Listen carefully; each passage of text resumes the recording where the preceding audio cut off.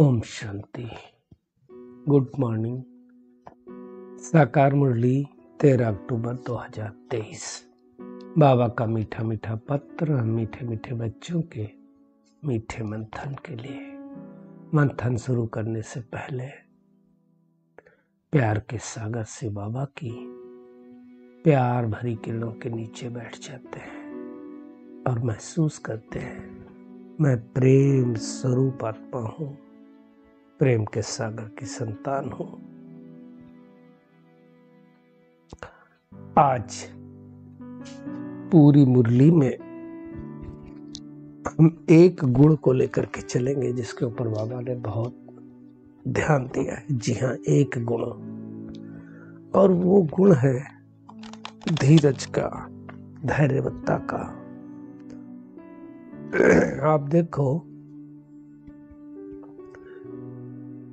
संसार में ये धैर्यता का गुण बहुत बड़ा गुण है, लेकिन ये गुण लोगों के पास होता नहीं है। कितने लोग अधीर हो जाते हैं और मैनेजमेंट की भाषा में उनको ए टाइप पर्सनालिटी कहते हैं।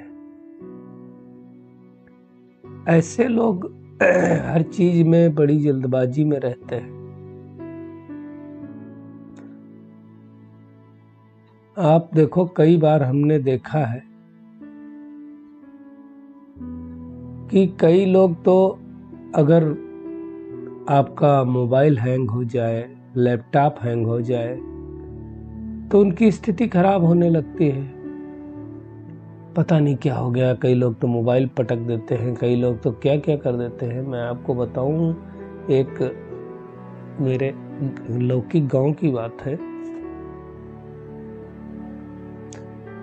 एक भाई थे, अभी तो नहीं, शरीर छोड़ गए। तो पहले आप सबको पता होगा, जलाने के लिए लैंटेन हुआ करता था।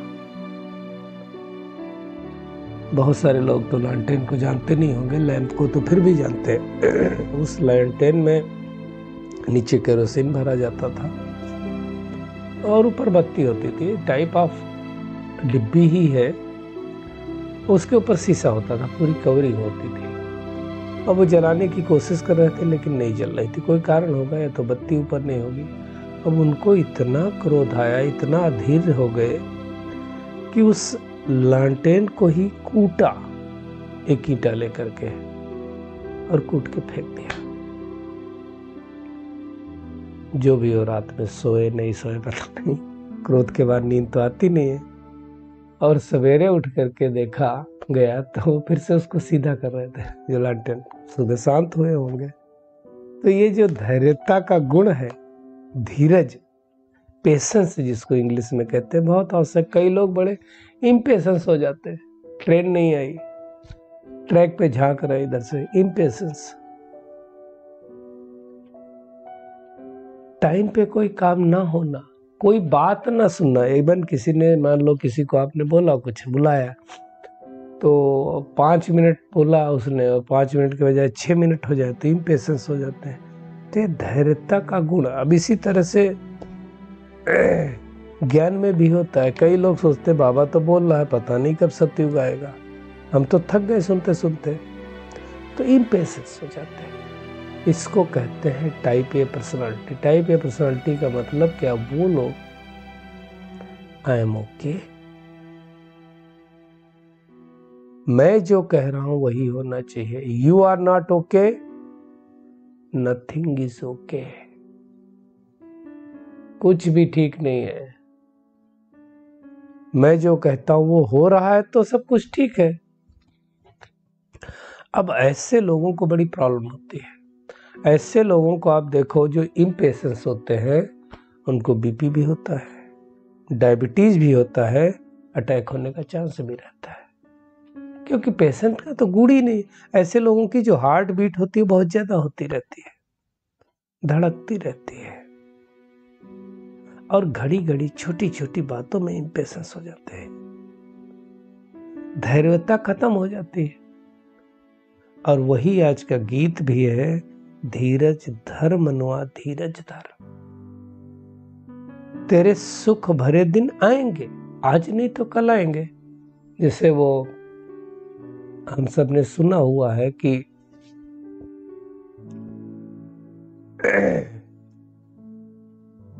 अकबर बीरबल की कहानी में कि बीरबल से कहा अकबर ने कि कोई ऐसा एक सेंटेंस बनाओ जो सुख दुख सब में एक ही जैसा हो, काम करे। तो उन्होंने बताया कि ये वक्त भी चला जाएगा। अब ये सेंटेंस देखो तो दुख की स्थिति में भी सही है और सुख की स्थिति में भी सही है। बहुत ज्यादा सुख आ गया, बहुत ज्यादा आप खुश हैं, वो पल भी चला जाएगा। बहुत ज्यादा दुखी है, ये पल भी चला जाएगा। बीमार है, वो पल भी चला जाएगा, है ना। तो कोई चीज यहाँ पे स्थायी नहीं है।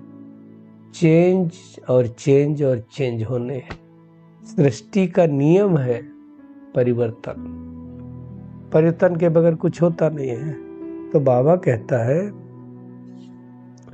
तकदीर का सूरज चमकेगा, गम के बादल छट जाएंगे। आज संसार में देखो हर एक देश में एक ही चर्चा का विषय बना हुआ है। क्या है वो विषय? कि अब सृष्टि का क्या होगा। युद्ध छिड़ गया है, लोग परेशान हो रहे हैं, दुखी हो रहे हैं, परेशान हो रहे हैं। एक गम कब जाएगा? तो जाएगा। कोरोना या वो भी गया, ये वाला भी जाएगा। अब ये सृष्टि पर जो गम चल रहा है, सृष्टि तो परिवर्तन होनी, तो भी जाएगा। इसलिए गीत की लाइन में है तेरे सुख भरे दिन आएंगे, वापस सतयुग की दुनिया आएगी, त्रेतायुग के दिन आएंगे। तकदीर का सूरज चमकेगा, गम के बादल छट जाएंगे। करना क्या पड़ेगा? सिर्फ धीरज धर बनुआ, धीरज धर। क्यों घूम रहे हो भौरे से, घबराए हुए, भरमाए हुए? सारी दुनिया घबरा रही है, परेशान हो रही है। कई लोग तो न्यूज सुन सुन के, अभी भारत में तो ऐसा कुछ हुआ नहीं, तो भी परेशान हो रहे हैं, टेंशन में हो रहे हैं, डिप्रेशन में हो रहे हैं। मेरा क्या होगा, मेरे बच्चों का क्या होगा, परिवार का क्या होगा, धन दौलत का क्या होगा। जाना तो है ही, वापस जो होगा सो होगा। तेरी पतझड़ के पत्ते उड़ते, आंचल में बसंत छुपाए हुए। आप देखो बसंत तभी आता है जब पतझड़ होता है। पतझड़ के बाद पहले बसंत नहीं आ सकता है। इसी प्रकार इस सृष्टि का जब तक परिवर्तन नहीं होगा, नई सृष्टि कैसे आ सकती है?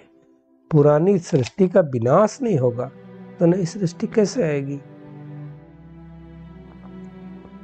इन कांटों को चुन चुन रख ले, कलियों के चमन बन जाएंगे। पुनः इस सृष्टि बदल जाएगी। सागर की तरंगे टकरा के स्वयं ही डूबेंगी। किनारे टकरा के क्या होगा? वापस खत्म हो जाएंगी, डोलेंगी। तेरी सच की नाव डोलेगी बहुत, मगर न डूबेगी। तूफानों के झोंके ही तेरी नैया को किनारे लगाएंगे। इसलिए धीरज धर मनुआ, धीरज धर, तेरे सुख के दिन आएंगे। अब वो दिन आ रहे हैं, समय आ गया है।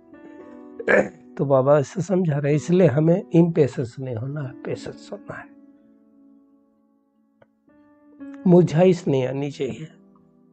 जो हम सब ने देखा है, कई बार डिस्कस भी हुआ है कि बाबा की जो बुक्स हैं जीवन को पलटाने वाली, भाग 1-2 जरूर पढ़नी चाहिए। तो उसमें ब्रह्मा बाबा को बताया गया है, इतने ढेर बच्चे थे उनके पास, कोई सपूत, कोई कपूत, कोई सर्विस, कोई डिस सर्विस, कोई ऊपर, कोई नीचे। बाबा कभी मुरझाते नहीं थे, घबराते नहीं थे। तो हमें भी किसी भी हालत में मुरझाना नहीं है। भगवान आया ही है धैर्य देने के लिए, क्योंकि इस सृष्टि के सभी मनुष्य मात्र इस समय अधीर हैं। सारी दुनिया धीरे धीरे अधीर होती जा रही है। भगवान आकर के कलयुगी पतित दुनिया से हमें छुटकारा दिला रहा है, मुक्ति, जीवन मुक्ति दे रहा है। कोई मुक्ति लेगा, कोई जीवन मुक्ति लेगा। जो सतयुगी आत्माएं नहीं होंगी उनको ज्ञान समझ में नहीं आएगा, उनको मुक्ति मिलेगी, और जो सतयुगी आत्माएं होंगी उनको जीवन मुक्ति मिलेगी। तो इन बातों को अच्छी तरह से समझना है और अधीरता को समाप्त कर देना है। देखिए, सतयुगी दुनिया तो आने वाली, श्री कृष्ण तो उसके मालिक बनने ही वाले हैं, है ना। तो हमें उस पिता को लगातार याद करना है। आज बाबा ने बार बार जोर दिया कि जो बाबा की जो याद होनी है, याद में रेस्ट नहीं लेनी है। तो लगातार याद होगी तभी हम रेस्ट नहीं लेंगे, है ना। भारत का सूरज फिर से चमकेगा। भारत ऊंचा देश है, दुनिया वाले भी कहते हैं विश्व गुरु था, वापस विश्व गुरु बनने वाला है। अब ये सारी चीजें हमको साक्षी होकर के देखना है कि भगवान ने कैसे कैसे हमको चुना, कहां कहां से किसके द्वारा संदेश दिया, कैसे ईश्वरीय गोद हमें मिली, कैसे बाबा ने ब्रह्मा बाबा के द्वारा हमें अडॉप्ट किया। तो ये बड़ी बात है। हमें अब सिर्फ एक ही बात का ध्यान रखना है, परमात्मा की श्रीमत पर चलना है, उनको याद करना है। नींद में भी कोई विकर्म न हो, और विकर्म विनाश तो होते नहीं नींद में कोई विकर्म नष्ट नहीं होते। विकर्म नष्ट होते हैं जब हम परमधाम में बाबा के साथ बैठते हैं। तो ध्यान नहीं होना, नींद में कोई विकर्म ना हो, उसका क्या तरीका है। विकर्म कैसे नींद में होते हैं? उल्टे पुल्टे स्वप्न आना। उल्टे पुल्टे स्वप्न कब आते हैं? जब दिन में चिंतन उल्टा पुल्टा चलता है। तो शाम को बाबा की याद करके सोएंगे तो ऐसा नहीं होगा, फिर हमारी स्थिति बहुत अच्छी रहेगी और हम चक्रवर्ती राजा बन जाएंगे। ध्यान रहे, हमारा रजिस्टर नहीं खराब होना चाहिए। हमारे अंदर कितने गुण आए हैं, मैं दूसरों को कितना आप समान बनाता हूं। हम किसी के सम्मुख जाएं तो क्या हो, देह भान भूल जाए। लेकिन इसके लिए क्या करना, मेहनत करना है। इसलिए गाया हुआ हिम्मते मर्दा मददे खुदा। जो एक कदम आगे बढ़ाते हैं, 1000 कदम परमात्मा उनकी मदद करता है ना। इसलिए डरना भी नहीं है। परिस्थिति आएगी तो क्या बोलना है, गीत है ना अपना, ये मत कहो खुदा से मेरी मुश्किलें बड़ी है, मुश्किलों से ये कह दो मेरा खुदा बहुत बड़ा है। तो खुदा है। तो विघ्न तो आएंगे, लेकिन हमें घबराना नहीं है। अंत समय तक हमारी जीत होगी, हमारी राजधानी स्थापन हो जाएगी। तो आज का होमवर्क क्या है? एक तो पेशेंस और पेशेंस रखना है।